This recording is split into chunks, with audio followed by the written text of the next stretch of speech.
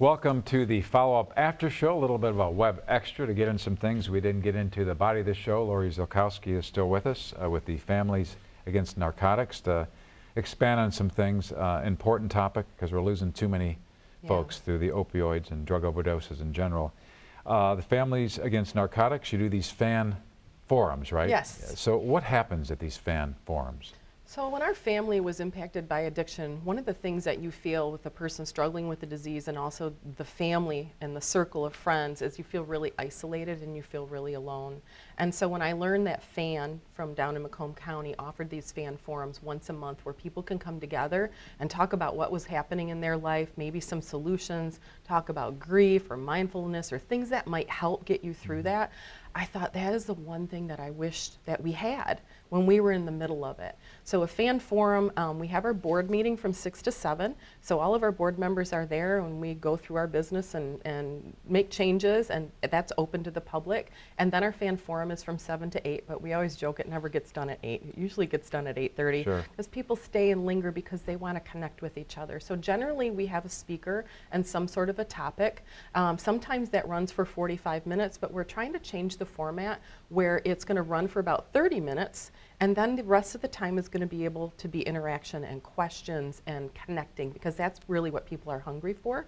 So it's a place, the one place where everybody can come, the person in recovery, the person struggling with addiction, all of their family members, friends, interested community members.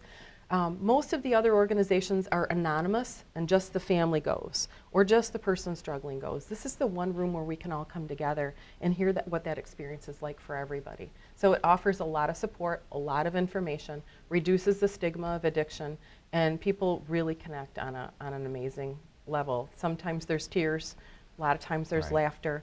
I feel always a sense of support being there.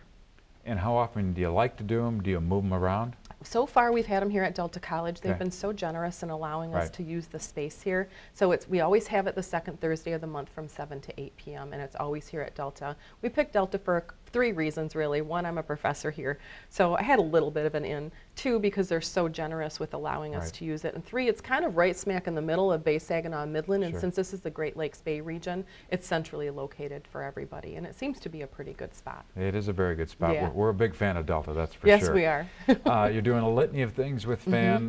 What we didn't get into in the body of the show was hope and healing. So what is that? So we originally decided to start reaching out at any touch points where people struggling with addiction might be. So police departments was one. The second place is hospitals. Oftentimes people are taken there because they've overdosed or, and we don't just help people with narcotics addictions. We help people with alcohol addiction, meth, marijuana, any drug that has taken over your life. So we started going into this time for Mid-Michigan Hospital in Midland. They have a Project Assert program there through 1016 Network, which they have a person on staff 4 days a week that help people get into treatment when they come into the hospital. So we said we can pick up the slack with our angels. And so we did that. We started that program. But the branding of it, the Hope Not Handcuffs, fits really well with law enforcement, but people in the hospital were saying like, what's with the handcuffs? I'm here because I'm sick. Right. So we changed the branding of it to Hope and Healing for the medical community, but it's the same program. Got it. We sit down with them, we ask them questions about what they're struggling with, if they want to stay local, all those questions so we can find the best fit for treatment for them.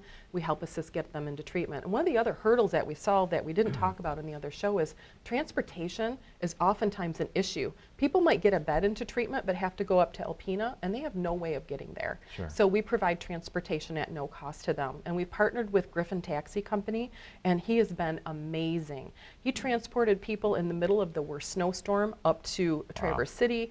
He transports people in the middle of the night. He has been such an asset to us to be able to get the people to treatment, and he has such a heart for this. And where's he located? Dennis Griffin is in Bay City. Okay. Yeah, so they've just been amazing partners with us in this. We couldn't get people where we need to get them without their organization.